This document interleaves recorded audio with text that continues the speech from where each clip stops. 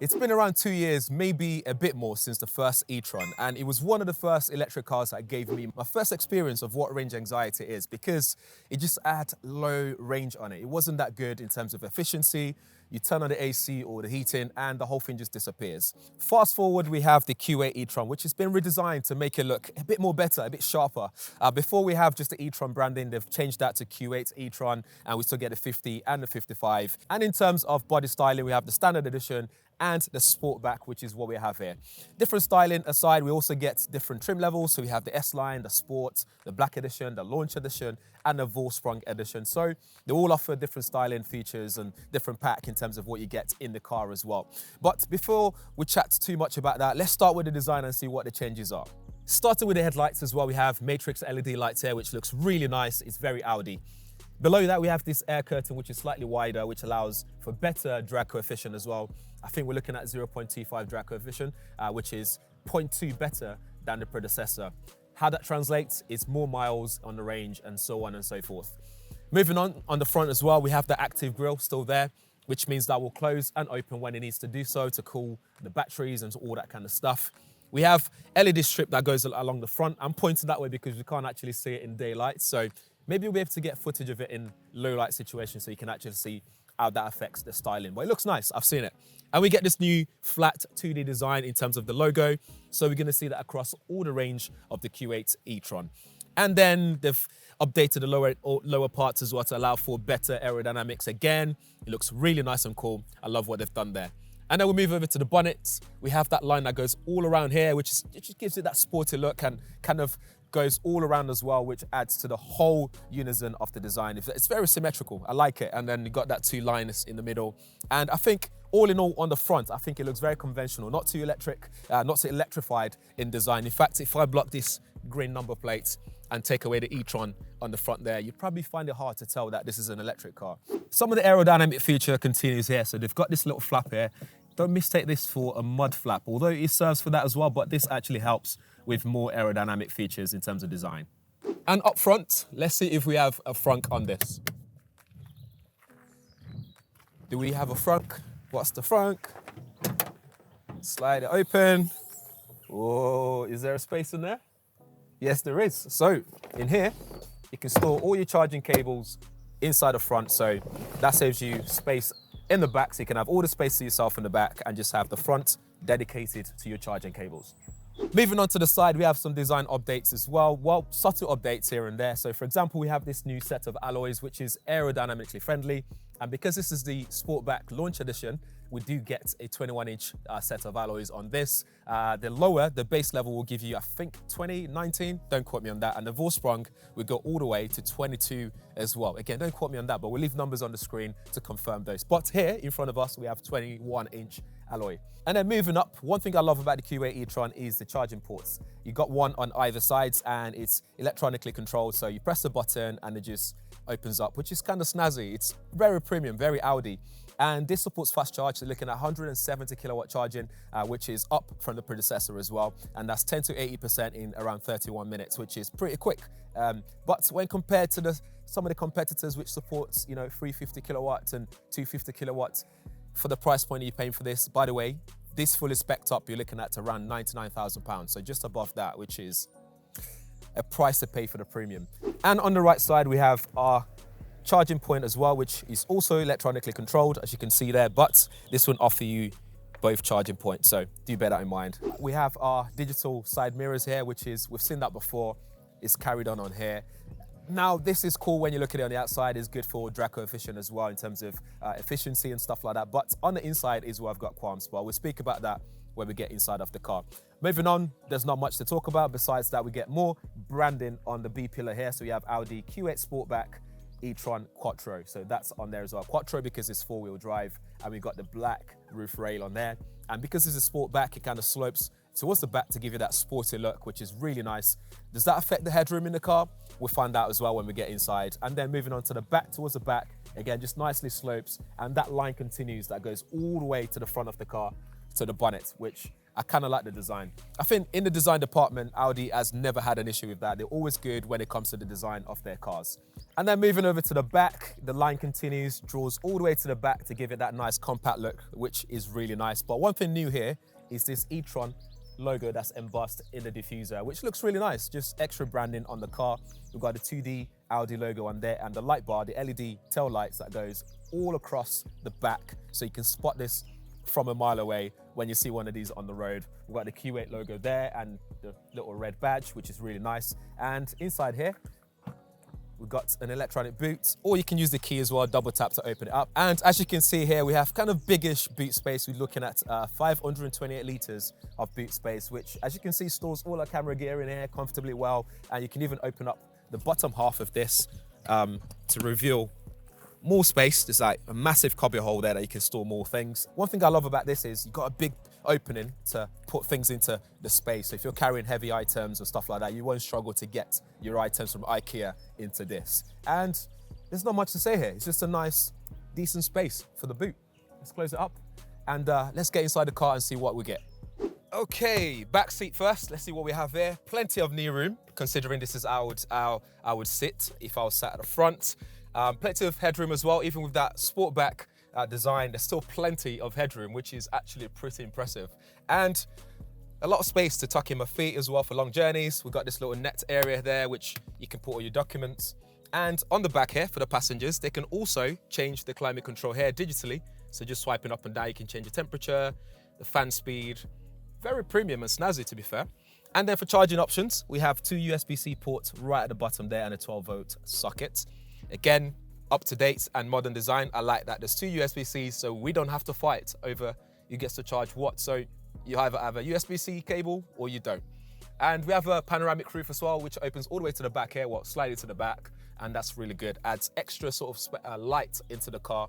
And we do get our armrest here, which has nice leather finishing on here. It's not actually real leather, by the way. And then we open that up.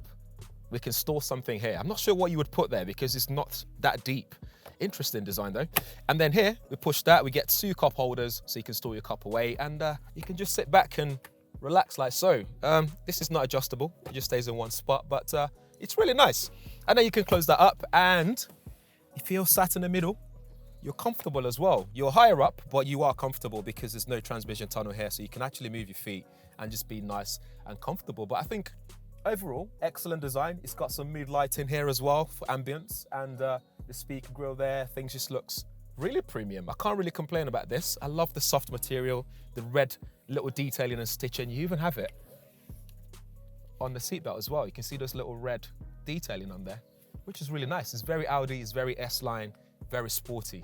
Up front, things feel very cozy here. I like it. It's not bad, but it feels very Audi, very premium. So if you've driven an Audi before you get in here, you just feel at home. It just feels very familiar. Plenty of hidden spaces all around it. So first of all, here we have a big space to store things with your cable fed through there. So if you want to charge your phone while it's hidden away, you can do that. We get 2 USB-C ports here. We got wireless charging, nicely tucked away on the side, 12 volt over there. And then you got this nice rail that you move away for your cup holders, and it's folded away as well. So if you don't want to put cups in there, you can just have something else in there. So for example, I can leave my phone in there and hide it away. And then here we have this big gear shifter thing that's here. It's a design I would use to. That's not new at all, but I do like it. It gives you that sort of like grip, and then you can use your thumb to go from different modes, from like drive to park and so on. You got your electronic handbrake there as well. And then we have 2 displays. So we have dual display that's very driver focused. So we have a 10-inch and one 8-inch display. The main infotainment display allows you to do all infotainment things. We'll go through that shortly. And the one below it allows you to do all your climate control settings, which is very responsive as well.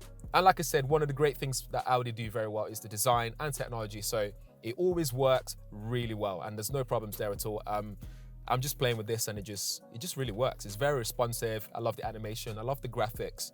And it just looks really sharp. We did get a knob here for you controlling the music and stuff, moving forwards and backwards. You've got buttons for your park assist and ADAS system there, for safety. And then we have our instrument cluster, which I love. There's always a view button, which allows you to change the view and what you can sit on there. We've got a paddle shift here, not for changing gears, but for changing energy recuperation level. So this doesn't support 1 pedal drive because the engineers say, actually, doing one pedal drive is not as efficient as just coasting. If that's true or false, I'll leave that to the engineers that are watching this, and they can either agree or disagree. We have our digital side mirror here, which, to be fair though, because it's kind of raised higher now, it's not so bad. So instead of looking where you'd normally look on that side, it's kind of in sort of vision now, so which is really good. It means when I'm looking to the side from a mirror, it's where I want it to be. Before, it was kind of lower, if I remember clearly, and that was annoying because I end up looking down, which I really don't want to do. You can actually tap it and move things around. So you can move this all around like you would your analog mirrors. You can reset it back into position. And if you tap this, that will allow you to control the other side as well, so you don't have to lean over. So the control works as well, but you can't see it right now, but I can see the other side and it's moving around, and we can reset that as well. And press that, comes back to my driver's side wing mirror. We also have a head-up display as well, which is really nice, and subtle e-tron logo there, which is nice as well. Some loads of glossy areas that will attract a lot of fingerprint. So if you're someone who hates fingerprint stuff all around the car, that's gonna wind you up very quickly. Speaking of spaces, there's also one that's hidden away here, so you can perhaps put your phone in there, keys, whatever you want. That's quite deep actually. Digging deeper into the infotainment system is very straightforward. It's not overwhelming either. You can drag down to see like notifications and quick settings like sound settings and so on. In fact, if you're going to sound here, we can adjust things like your treble, you can adjust bass and so on, which is pretty cool. Let me just unmute that a second so you can do that. So as you can see there, we can adjust treble, bass, we can even adjust speed, independent sound, and the focus and all that stuff. So go back to the home screen. We have our quick options like your media, telephone, search for your maps and so on. Scroll across, you have more applications available. You can go into your car.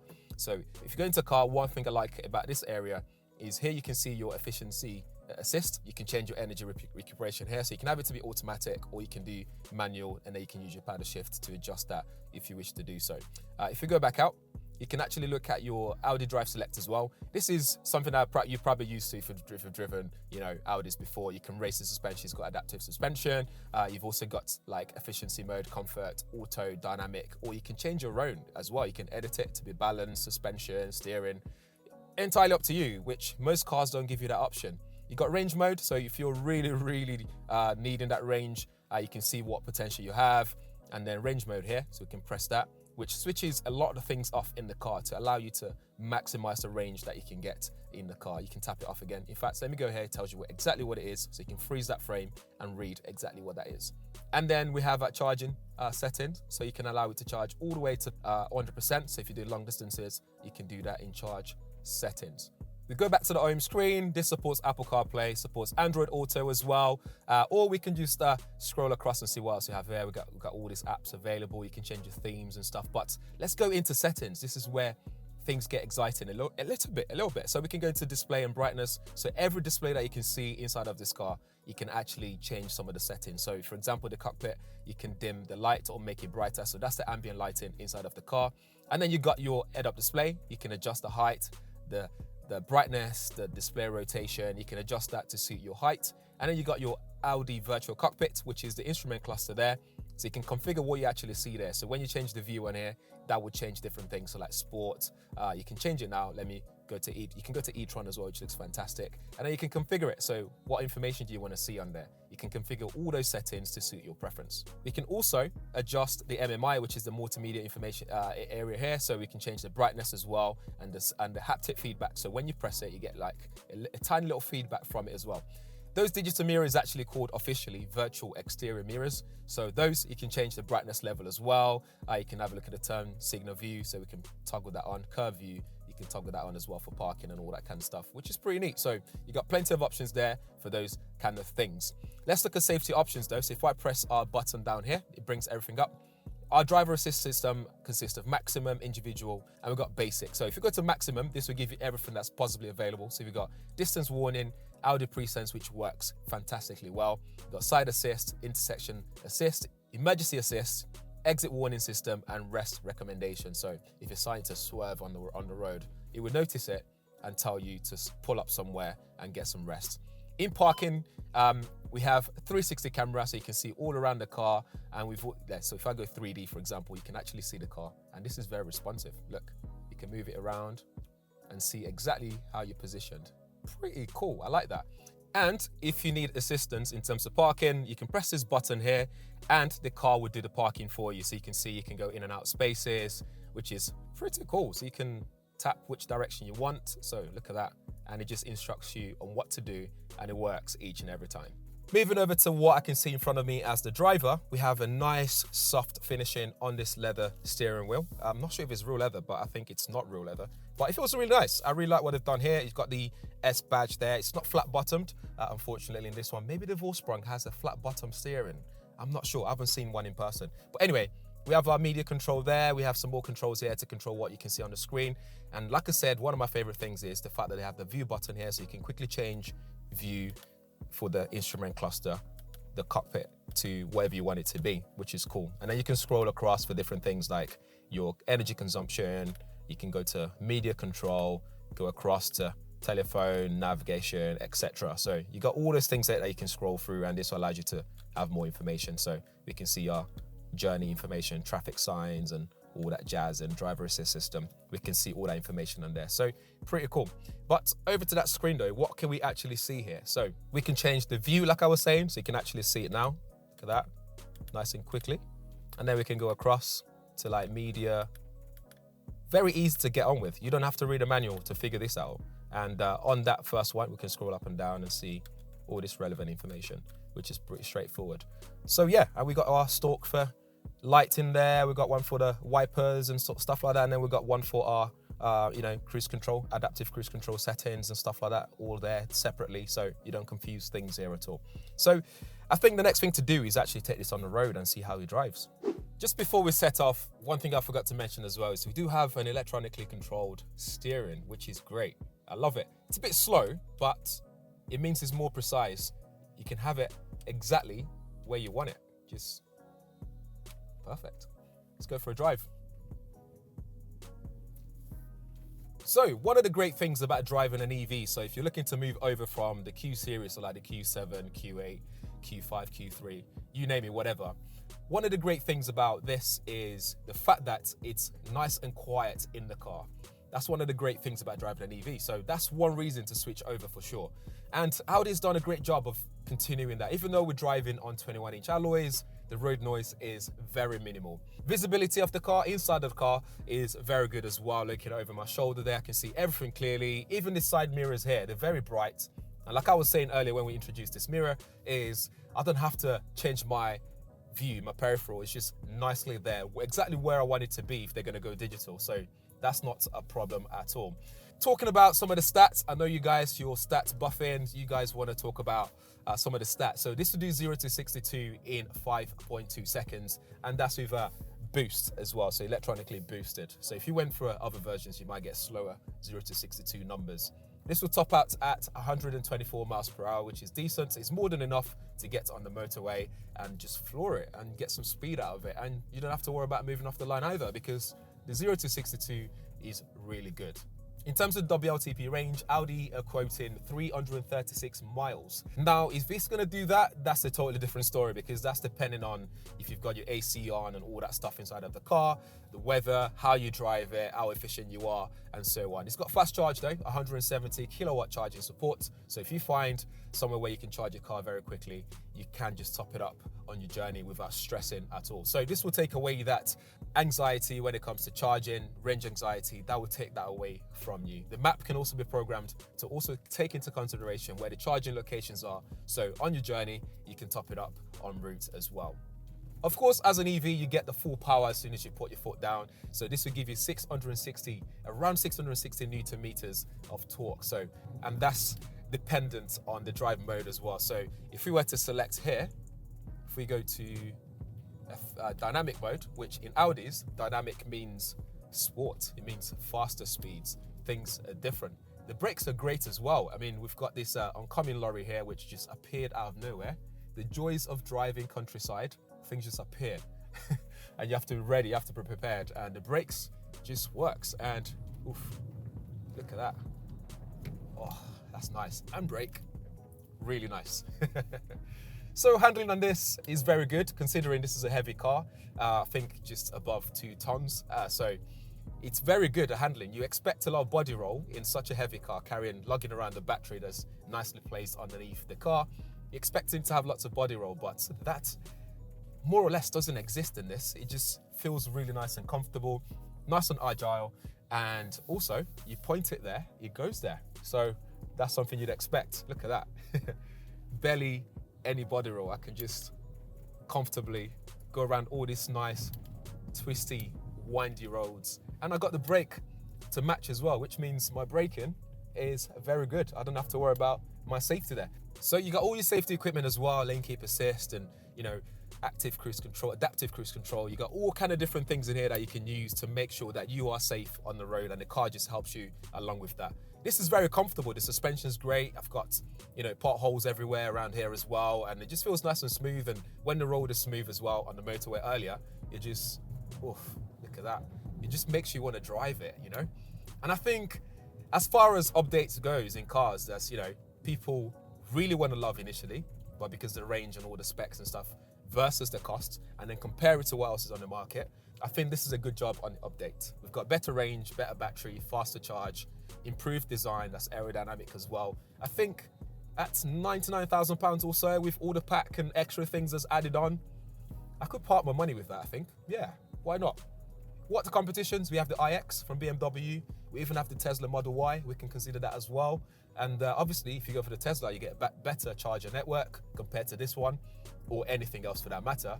But the iX and so on, I think some of those might be a bit faster off the line, but I don't think you're gonna be racing in this. You're gonna fit your family in, nice and comfortable. Leg room, headroom, everything's comfortable. And I can't complain. I don't have any complaints at all. I think Audi's done a great job on the upgrade. Really nice. Yeah, really nice. Well, anyway, that's everything to do with the new Q8 e-tron.